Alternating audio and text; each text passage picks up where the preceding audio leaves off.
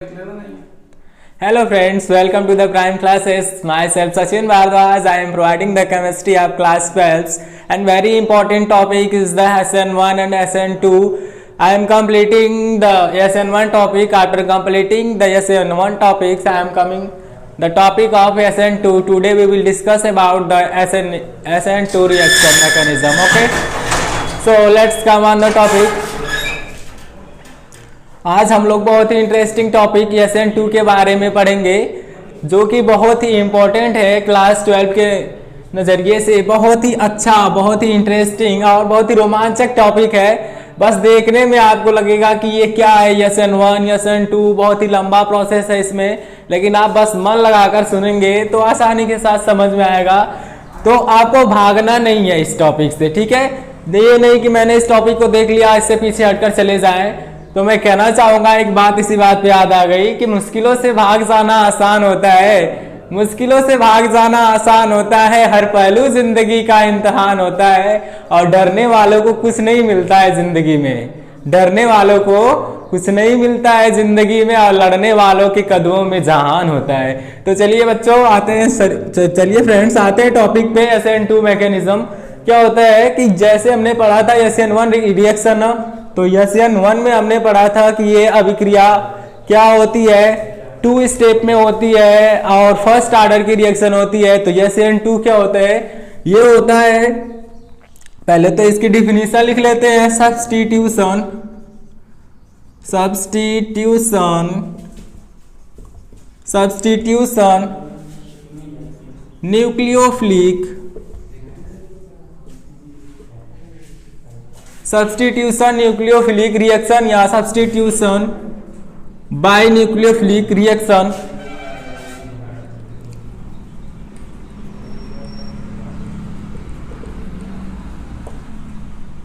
आप इसे ये भी बोल सकते हो by nucleophilic, by nucleophilic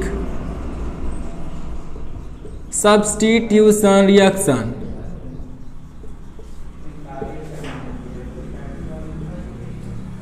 by nucleophilic substitution reaction. अब इसका नाम बाय न्यूक्लियोफिलिक क्यों पड़ा है, बाय न्यूक्लियोफिलिक क्यों पड़ा है, क्योंकि इसमें 2 प्रोडक्ट होंगे, 2 प्रोडक्ट होने की वजह से इसका नाम बाय न्यूक्लियोफिलिक होगा। और ये अभिक्रिया क्या होती है, कितने स्टेप में होती है ये अभिक्रिया, बस आपको पूछेगा कि SN1 मैकेनिज्म और SN2 मैकेनिज्म में डिफरेंस बताइए। तो मैंने आपको SN1 का बहुत ही शानदार टॉपिक बताया, यदि आप उसको देखना चाहेंगे तो आपको प्लेलिस्ट में मिल जाएगा और आसानी के साथ समझ में आ जाएगा। तो हम आते हैं SN2 के जितने भी छोटे छोटे टॉपिक्स है सबको कवर करते हैं। पहला है इसमें, ये क्या होता है, in first step, it occurs in first steps, it's occurs in one step. ये अभिक्रिया कितने स्टेप में होती है, एक ही स्टेप में हो जाती है। उसमें क्या क्या बनता है, एनायन बनते हैं, इंटरमीडिएट बनता है और उसके बाद लास्ट में आपका प्रोडक्ट मिल जाता है। तो अब एग्जांपल के माध्यम से समझेंगे, पहले पॉइंट को नोट करते चलते हैं। और दूसरी कंडीशन क्या होती है, इसमें ये सेकेंड ऑर्डर की काइनेटिक रिएक्शन शो करता है। It shows second order kinetic equation.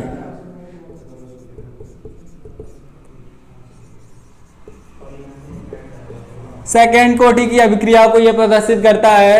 और थर्ड टॉपिक क्या है इसमें, ये क्या बनाते हैं, जैसे हमने पढ़ा था SN1 में, SN1 बना रहे थे कार्बोकेटायन और ये क्या बनाएंगे, ये बनाएंगे एनायन इंटरमीडिएट बनाएंगे, एनायन इंटरमीडिएट,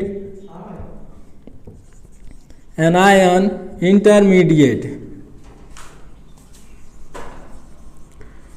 ठीक है। और ये क्या होते हैं, जैसे हमने, अब हम दोनों का डिफरेंस बताते हैं इसलिए चल रहे हैं कि आपको कंफ्यूजन नहीं होगा, आपको कंफ्यूजन जितनी भी रहेगी क्लियर होती चलेगी। और ये बनाते हैं आपका इट मेक्स पोलर, या डायरेक्ट लिख दे रहे हैं, ये बनाते हैं polar aprotic solvent, aprotic solvent, polar aprotic solvent बनाते हैं। और एक होता है मेन टॉपिक है, और मेन डिफरेंस क्या है, रिएक्टिविटी। रिएक्टिविटी क्या शो करती है, इसकी रिएक्टिविटी रिएक्टिविटी जो होती है इसमें फर्स्ट डिग्री में सबसे ज़्यादा होती है, उसके बाद उससे कम सेकंड डिग्री में और सबसे कम थर्ड डिग्री की होती है। लेकिन हमने क्या पढ़ा था, SN1 में पढ़ा था कि सबसे ज़्यादा थर्ड डिग्री की रिएक्टिविटी होती है और उसके बाद सेकंड की और लास्ट में फर्स्ट डिग्री की होती है। तो ये था मेन डिफरेंस फर्स्ट SN1 और SN2 में। तो अब हम लोग चलते एग्जाम्पल के माध्यम से समझते हैं कि ये तो रिएक्टिविटी हमने सब दिखा दिया है, आप इसका एक स्क्रीनशॉट ले लीजिए क्योंकि आपको SN1 और SN2 में डिफरेंस करने में बहुत ही आसानी मिलेगी। तो चलिए अब इसको एग्जाम्पल के माध्यम से अब समझाते हैं कि कैसे ये वन स्टेप में होता है, कैसे फर्स्ट सेकेंड ऑर्डर शो करता है और क्या शो करता है, ये क्यों थर्ड डिग्री में कम होता है और फर्स्ट डिग्री में अधिक शो करता है। तो हम जैसे एक एग्जांपल ले रहे हैं, ये हमारा क्या है, हाइड्रोक्साइड आयन है। हाइड्रोक्साइड आयन जैसे ये, अब आप बताएंगे हम क्या ये शो कर रहे हैं। ये एक तो H ये हो गया, कार्बन के साथ हाइड्रोजन जुड़ा हुआ है। ये कौन सा बंध बना हुआ है, किस कार्बन से ये हाइड्रोजन किस बंध के द्वारा जुड़ा हुआ है, ये क्लीवेज बंध है। क्या है, क्लीवेज बंध है। और ये डॉटेड बंध के द्वारा हमने तीनों को अलग अलग शो कर दिया है। और यहाँ से हमने एक शो कर दिया है क्या, कार्बन के साथ हाइड्रोजन ग्रुप जुड़ा हुआ है। तो क्या होते हैं nucleophilic substitution reaction. By nucleophilic में क्या होता है कि जैसे ही न्यूक्लियोफाइल अटैक करते हैं, क्या होता है जैसे ही इसके बीच, हाँ हमने एक टॉपिक और डिस्कस किया था, पोलर एप्रोटिक। जो पोलर क्या होते हैं, ये जो बंध है ना कार्बन और हाइड्रोजन के बीच जो बंध बना हुआ है, तो इनके बीच जिस बंध के द्वारा वो आपस में बंधे हुए, जिस बल के द्वारा बंधे हुए हैं, उसको कम करने के लिए पोलर यूज करता है। अगर पोलर आ जाता है तो इसके बंध के बीच को कम कर देता है, जिसके कारण ये आयनों के रूप में विभक्त हो जाते हैं। तो जैसे ही आयन के रूप में होगा तो ये पार्शियल क्या हो जाएगा। अब हम दिखा रहे हैं इसको इंटरमीडिएट के रूप में, कैसे इंटरमीडिएट फॉर्म होगा। तो ये हमने ले लिया C के साथ H, ये आपका क्लीवेज बंध के द्वारा हाइड्रोजन यहाँ पर जुड़ा हुआ है और ये डॉटेड बंध के द्वारा एक हाइड्रोजन यहाँ पर जुड़ा हुआ है, ठीक है। और जैसे ही इस पे पोलर एप्रोटिक सॉल्वेंट काम करेगा, पोलर एप्रोटिक सॉल्वेंट जैसे आपने ले लिया एसीटोन को, एसीटोन पोलर एप्रोटिक सॉल्वेंट आपने एसीटोन को ले लिया, तो जैसे ही ये जो इसके बीच जो बंध बना हुआ है इसको कम करेगा, तो अब जैसे ये ऑटोमेटिक क्या होते हैं, हल्का हल्का टूटेगा। तो X के ऊपर पार्शियल नेगेटिव चार्ज आएगा और कार्बन के ऊपर पार्शियल पॉजिटिव चार्ज आ जाएगा। तो क्या करेगा ये हाइड्रोक्साइड आयन इस कार्बन के ऊपर बैक साइड से अटैक करेगा। क्यों बैक साइड, नोट कर लीजिए, ये हमेशा बैक साइड से अटैक करता है। बैक साइड से अटैक क्यों करेगा, क्योंकि आपने देखा यहाँ पर टूटा, ये है ना नेगेटिव आयन अगर इसके सामने जाएगा तो क्या कर देगा, एक दूसरे को रिपल्सन कर देगा ना, एक दूसरे के बीच रिपल्सन बल आ जाएगा। जैसे ही ये पॉजिटिव चार्ज बनाएगा तो ये नेगेटिव वाला इस कार्बन के ऊपर अटैक करेगा और ये क्या करेगा, इसके साथ बंध बनाना चाहेगा। तो जैसे ही ये निकलना चाहेगा वैसे ही इसके साथ OH आयन जुड़ना चाहेगा इस तरह से, ठीक है। अब इस तरह से जुड़ेगा, अब फिर क्या होगी, ये प्रक्रिया, ये जो हाइड्रोजन है इसमें से जब टूट जाएगा पूरी तरह से, तो हाइड्रोक्साइड आयन पूरी तरह से इसके साथ एक बंध बना लेगा और जुड़ जाएगा। तो इस प्रकार से होने वाली रिएक्शन SN2 मैकेनिज्म कहलाएगी। तो अब इसको हम शो कर दे रहे हैं, OH जुड़ गया इसके साथ कार्बन के साथ और ये क्लीवेज बंध के द्वारा हाइड्रोजन जुड़ा हुआ है, यहाँ पर हाइड्रोजन बॉन्ड के द्वारा जुड़ा हुआ है और डॉटेड बंध के द्वारा यहाँ पर जुड़ा हुआ है। और इस तरह से आपका यहाँ से कौन सा आयन निकल जाएगा, ये आपका निकल जाएगा हाइड्रोजन बाहर निकल जाएगा। तो इस प्रकार ये जो हुआ है बीच में प्रोसेस हुआ है, इसी को हम बोलते हैं इंटरमीडिएट एनायन। इंटरमीडिएट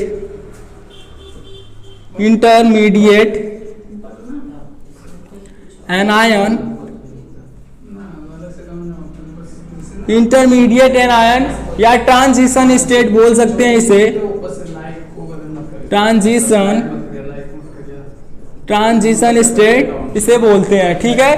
तो मैंने आपको एक ही स्टेप में बता दिया कि ट्रांजिशन स्टेट कैसे होता है। और जो होते हैं SN2 मैकेनिज्म में बैक साइड से अटैक करते हैं और SN1 में क्या होता था कि वो दोनों तरह से दोनों साइड से अटैक कर रहे थे, बैक साइड से भी और फ्रंट साइड से, क्योंकि वो क्या बना रहे थे, मिरर इमेज बना रहे थे, रेसमिफिकेशन हो रहा था SN1 मैकेनिज्म में, तो इसलिए दोनों तरह से न्यूक्लियोफाइल अटैक कर रहे थे।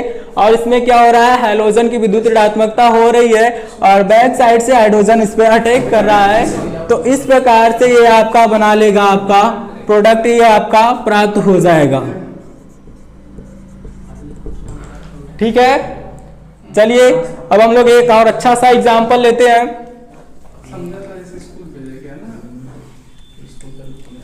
एग्जाम्पल के लिए मैं आपको ले रहा हूं, जैसे क्या ले लें आप बताइए। हमने तो ये खुली श्रृंखला वाला ले लिया था ना, अब हम कोई बंद श्रृंखला वाला ले लेंगे। तो जैसे हम क्या करेंगे, हाइड्रोलिसिस ऑफ क्लोरोबेंजीन, क्लोरोबेंजीन का हाइड्रोलिसिस कराएंगे।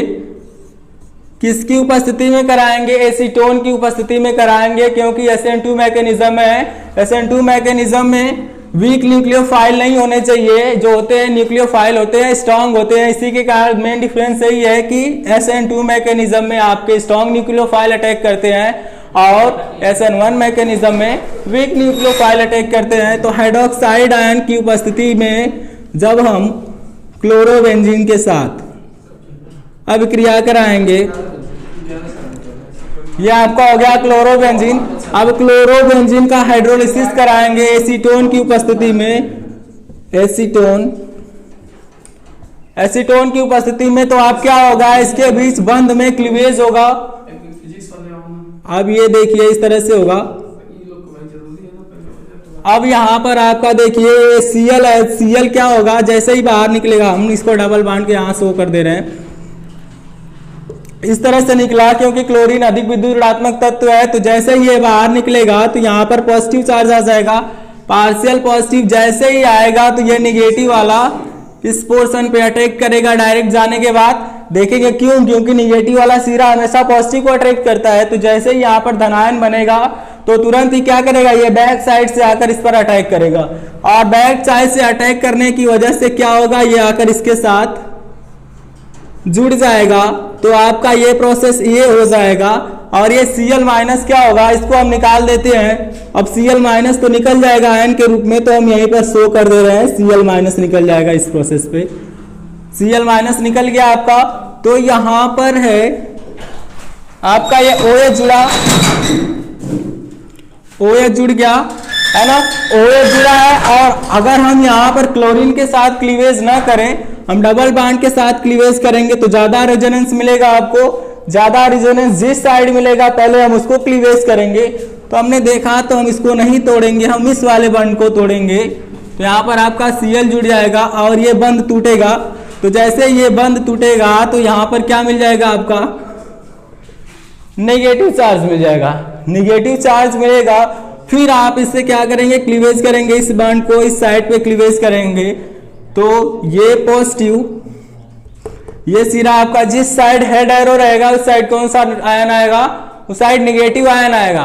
कौन सा आयन आएगा, निगेटिव। और जिस साइड से जिस साइड इसका टेल रहेगा उस सिरा पे हमेशा पॉजिटिव चार्ज आएगा। तो आपका ये बनाएगा इस तरह से, यहां पर ये निगेटिव रहेगा, जैसे ही टूटेगा तो पार्शियल पॉजिटिव होगा कि नहीं होगा, पार्शियल पॉजिटिव और पार्शियल निगेटिव आयन के द्वारा मिलकर ये यहाँ पर एक बंध बन जाएगा इस तरह से। और यहाँ पर ऋणावेश यहाँ पर चला आएगा आयन के रूप में, निगेटिव आयन के रूप में। और यहाँ पर ये डबल बॉन्ड है तो फिर ये वाला डबल बॉन्ड क्लीवेज होगा। फिर इस वाले डबल बॉन्ड को आप क्लीवेज करेंगे। तो जैसे ही क्लीवेज करेंगे आप, है ना, आप यहाँ पर क्लीवेज करेंगे तो फिर ये पार्शियल होगा, फिर पार्शियल और ये निगेटिव मिलकर डबल बॉन्ड बना लेंगे इस तरह से। ये मैं एरो का निशान क्यों कर रहा हूं, इस प्रोसेस को वापस प्राप्त किया जा सकता है आयनों के माध्यम से, क्योंकि इसमें रिजोनेंस हो रहे हैं। तो रिजोनेंस के कारण इलेक्ट्रॉन आपस में टूटकर स्थानों की अदला बदली कर ले रहे हैं। तो जैसे ये टूटेगा, यहां पर तो Cl और OH अट्रैक्ट रहेंगे ही साथ में। और ये यहाँ पर ये आपका एक बॉन्ड यहाँ पर बना हुआ है, ये माइनस ये प्लस मिलकर यहाँ पर एक डबल बॉन्ड बना लिया और आयन यहाँ पर चले आए। तो इस तरह से आपका फिर यहाँ पर आपने देखा था जी पोजीशन क्या होगी, ये माइनस आ गया और यहाँ पर डबल बॉन्ड हो गए, यहाँ पर डबल बॉन्ड हो गए। तो आप इस बांड को फिर से क्लीवेज करेंगे, ये तो बंधा हुआ है ना। अब क्या करेंगे, यहां पर जैसे इस बांड को तोड़ेंगे, इस साइड क्लोरीन की तरफ आपने तोड़ दिया। ये प्रोसेस बहुत ही तेजी के साथ होगा, फास्ट प्रोसेस होगा। ये तो बहुत ही स्लो प्रोसेस हो रहा था, ये सब स्लो प्रोसेस हो रहा था। जैसे ये फास्ट प्रोसेस होगा तो क्लोरीन निगेटिव आयन के रूप में बाहर निकल जाएगा और यहाँ पर बन जाएगा पार्शियल पॉजिटिव चार्ज। तो इस तरह से पार्शियल पॉजिटिव और निगेटिव आयन मिलकर इस तरह से बना लेंगे आपका बेंजीन। ये आपका पूरा स्ट्रक्चर इस तरह से बन जाएगा और ये बचेगा आपका OH। और आपने देखा कि Cl माइनस आयन के रूप में निकल गया, तो एरो के नीचे शो कर दीजिए या तो आप प्लस के रूप में Cl माइनस को शो कर देंगे। तो इस तरह से आपका प्रोडक्ट क्या मिल गया, फिनाल प्राप्त हो गया। फिनाल आपको क्या मिल गया, फिनाल मिल गया।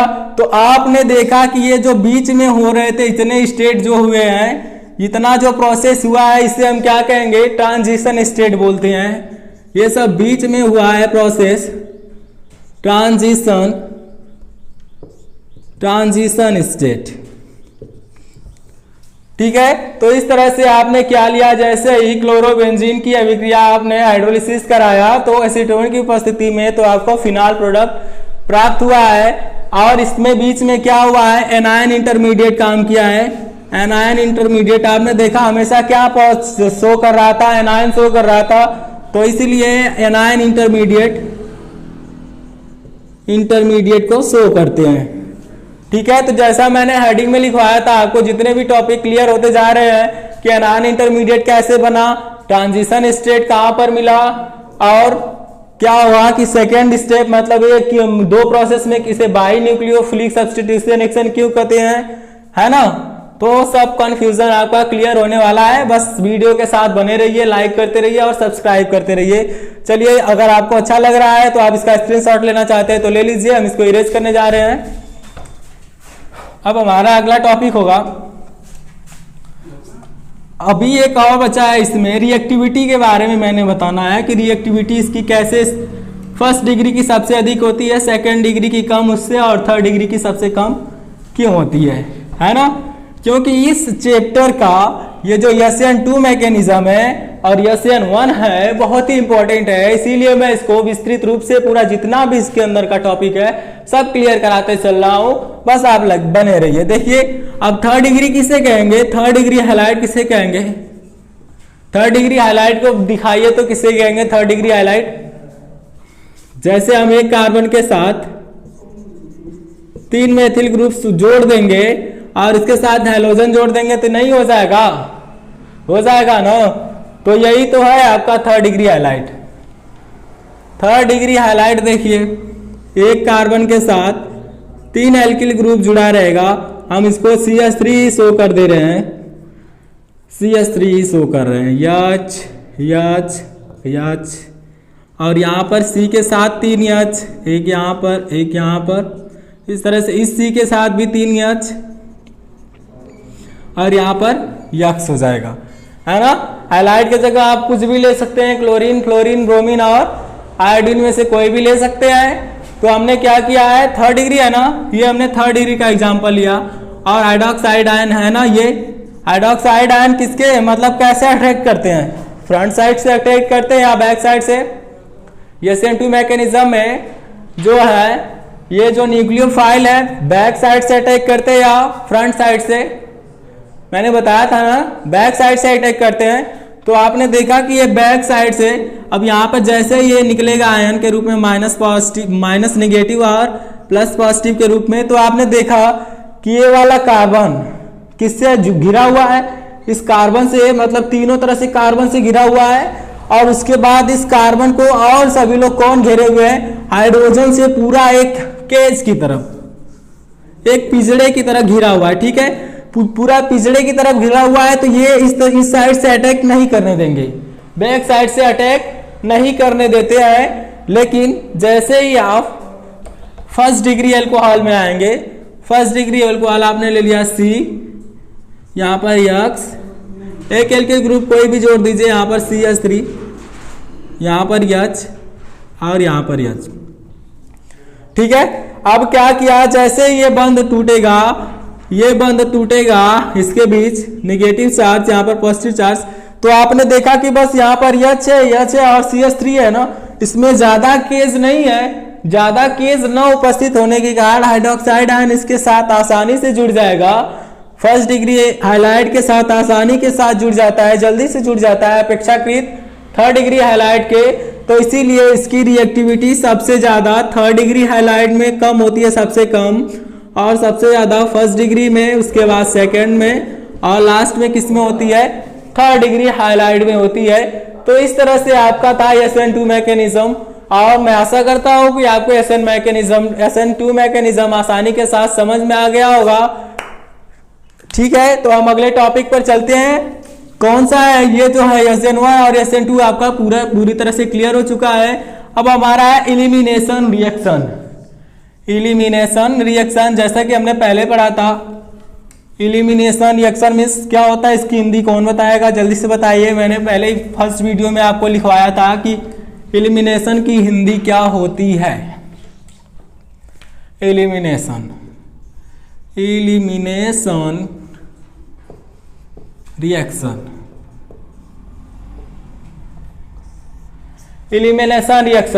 एलिमिनेशन रिएक्शन को आप किसके द्वारा शो करते हैं, ई के द्वारा शो करते हैं।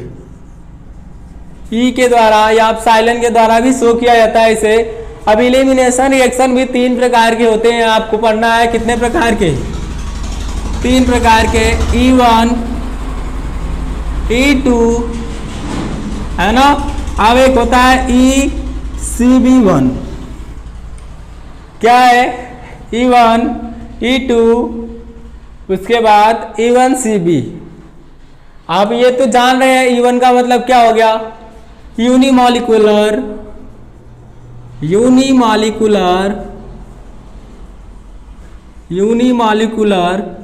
उसके बाद E है ना, तो E के लिए क्या हो जाएगा, जैसे हम उसमें पढ़ रहे थे सब्स्टिट्यूशन रिएक्शन ना, तो इसमें यूनिमॉलिक्यूलर इलिमिनेशन रिएक्शन। उसके बाद E2 है तो बाईमॉलिक्यूलर इलिमिनेशन रिएक्शन। अब ये देखिए थर्ड है, सबसे अलग दिखाई दे रहा है, डिफरेंट की तरह ना। ये CV है आपका। अब इसमें कॉन्जुगेट बेस इलिमिनेशन रिएक्शन,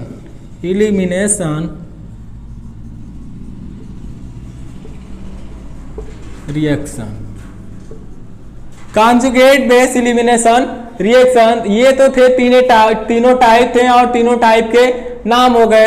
अब हम तीनों टाइप को पूरा अच्छे से, पूरा विधिवत तरीके से, आसानी के साथ, बहुत ही हंसते मुस्कुराते हुए पढ़ते चलेंगे।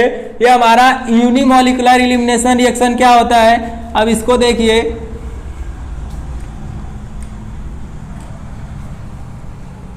ये है ना यूनिमॉलिक्यूलर इलिमिनेशन रिएक्शन। जैसे हमने कोई एग्जांपल ले लिया इसका इलिमिनेशन का, ये हो गया आपका C, इसके साथ हमने ले लिया यहाँ पर A, और ये हो गया दूसरा C, इसके साथ जुड़ा हुआ है B। ठीक है, और यहाँ पर हम ले रहे हैं, यहाँ पर ये हो जाएगा। हमने इस तरह से एरो कर दिया तो इसकी जगह पर कोई भी जुड़ सकता है, हाइड्रोजन जुड़ जाएगा। जैसे हमने कोई एग्जाम्पल ले लिया, अब हम एग्जाम्पल के माध्यम से समझेंगे इसको। तो पहले तो अभी मैं एक फार्मूले के ड्राफ के रूप में समझा रहा हूँ आपको, ग्राफ के रूप में। तो इसमें क्या होता है कि अनसैचुरेटेड से अनसैचुरेटेड में चेंज हो जाता है। और जैसा कि आपने SN1 पढ़ा था, सेम SN1 की तरह रहता है, लेकिन इसमें 2-3 पॉइंट डिफरेंट होते हैं SN1 से। तो अब क्या होता है, ये दोनों अलग हो जाएंगे।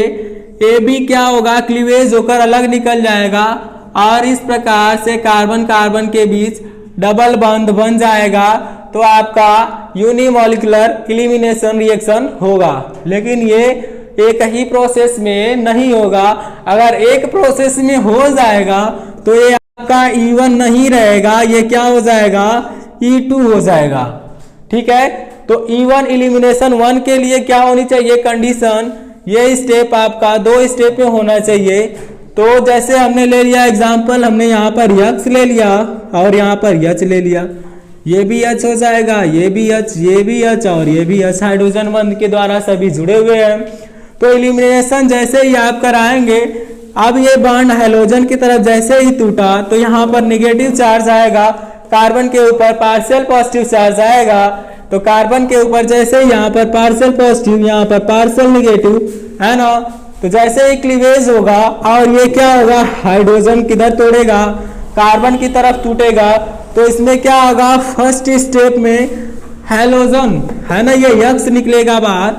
तो फर्स्ट स्टेप में जैसे ही यक्स बाहर निकलेगा, आपका हम शो करते चल रहे हैं, माइनस यक्स निकल गया तो आपका बनाएगा इस तरह से यच बांड सी यच, यहाँ पर क्या है, कार्बन के साथ जुड़ा हुआ है और यहाँ पर भी आपका यच है ना। और ये यच और यहाँ पर जो हैलोजन जुड़ा हुआ था ये टूट गया, है ना, बाहर निकला। तो इस कार्बन के ऊपर पार्शियल पॉजिटिव चार्ज आ गए। पार्शियल पॉजिटिव चार्ज आने की वजह से दूसरी कंडीशन इसमें अप्लाई होगी। क्या होगा कि ये हाइड्रोजन इसको तोड़कर यहाँ पर इसके ऊपर फिर H प्लस बाहर के रूप में निकलेगा और इस कार्बन के ऊपर नेगेटिव चार्ज आ जाएगा और इस तरह से आपका ये H, यहाँ पर H और ये टूट गया है तो यहाँ पर प्लस और ये कार्बन के साथ जुड़े हुए हैं, यहाँ पर कार्बन है और यहाँ पर यहाँ पर ऋणावेश आएगा, क्योंकि ये जिस साइड हेड रहता है वहां पर कौन सा आयन आ जाता है, नेगेटिव आयन आता है। तो ये नेगेटिव और ये पार्शियल पॉजिटिव मिलके आपको बना देंगे, पार्शियल नेगेटिव और पार्शियल पॉजिटिव मिलेंगे तो एक बंध बनाएंगे। तो जैसे ये पार्शियल नेगेटिव मिला, पार्शियल पॉजिटिव दोनों के बीच एक बंध बना लिया। तो इस प्रकार से आपका ये स्ट्रक्चर बन गया सी डबल बॉन्ड सी। इस तरह से ये आपका प्रोडक्ट प्राप्त हो जाएगा। तो आपने क्या देखा, पहले ये क्या थे, यहाँ पर सभी सिंगल बॉन्ड था और सिंगल बॉन्ड से क्या हो गया, डबल बॉन्ड में परिवर्तित हो गया। यही तो मेन डिफरेंस है। मेन डिफरेंस को समझिए, नंबर आपको ये सब दिलाएंगे, क्या मेन डिफरेंस होता है वही आपको नंबर दिलाता है, सबसे ज्यादा एडवांस बनाता है आपको। यहाँ पर सभी सिंगल बॉन्ड थे लेकिन इसमें क्या हुआ, डबल बॉन्ड प्राप्त हो गया। SN1 मैकेनिज्म में डबल बॉन्ड नहीं प्राप्त हो रहा था, ये रिएक्शन सेम प्रोसेस में हो रहा था लेकिन डबल बॉन्ड आपको नहीं मिल रहा था। यही अंतर है E1 और SN1 में। जैसे देखिए इसमें जैसे ये फर्स्ट स्टेप को नोट कर लीजिए कि क्या होगा, एक मतलब सिंगल बॉन्ड से किसमें कन्वर्ट हो जाएगा, डबल बॉन्ड में।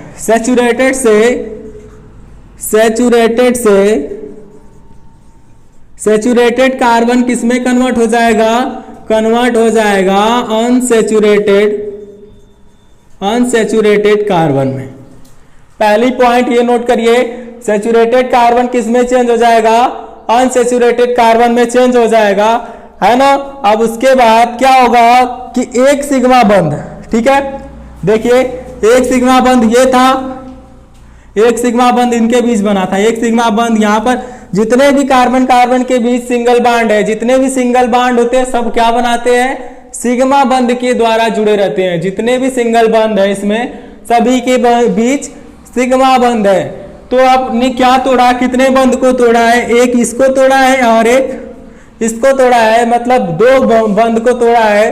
तो कितने सिग्मा बंध टूटे हैं इसमें, कितने सिग्मा बंध टूटे हैं, एक ये हो गया, एक ये हो गया। तो दो सिग्मा बंध क्लीवेज